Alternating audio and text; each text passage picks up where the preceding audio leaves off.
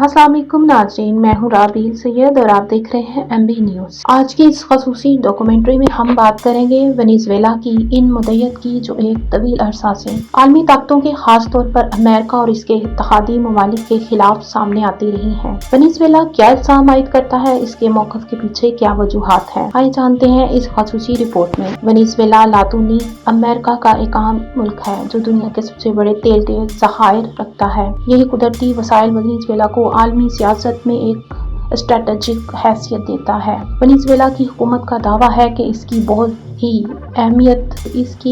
यही अहमियत उसे बैरूनी दबाव और साजिशों का निशाना बनाती है। वेनेज़ुएला की बुनियादी मदीयत।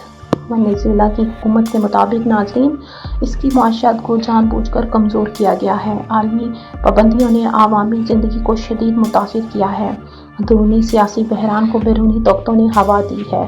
मुत्तहिद हुकूमत को गैर मुस्तहकम करने की कोशिश की गई है। नाज़रीन, मैं आपको ये भी बताती चलूँ कि जितने भी यूरोप कंट्रीज़ हैं वो सब वेनेज़ुएला से डरते हैं और वो जानते हैं कि वेनेज़ुएला एक ताकतवर और खुद मुख्तार मुल्क है। वेनेज़ुएला का कहना है कि ये तमाम इक़दामात की खुद मुख्तारी के खिलाफ हैं। वेनेज़ुएला में महंगाई, बेरोजगारी और अद्वियात की किल्लत एक बड़ा मसला बन चुकी है। हुकूमती मौक़िफ़ के मुताबिक नाज़रीन, मैं आपको बताती चलूँ कि इनके ख़यालात की बुनियादी वजह बैनुल-अक़वामी मुआशी पाबंदियाँ हैं जिन्होंने मुल्क की दरामद और रैंकिंग निज़ाम को शदीद नुकसान पहुँचाया है और इसके पीछे जो हाथ है वो है अमेरिका का, ये सब जानते हैं, और यूरोप दूसरी कंट्रीज़ का भी जो खुल के सामने नहीं आ रही।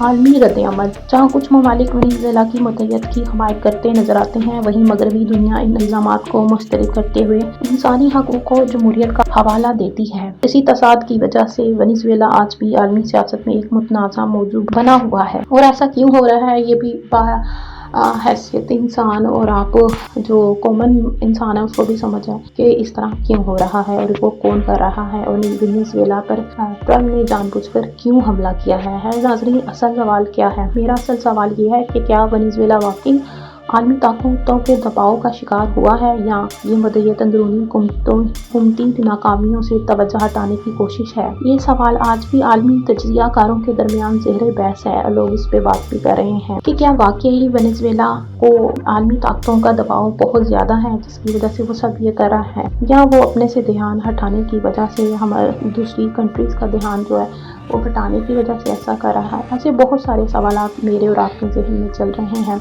नाज़रीन, इन सब को जानने के लिए हमें कलील मुद्दत की ज़रूरत है।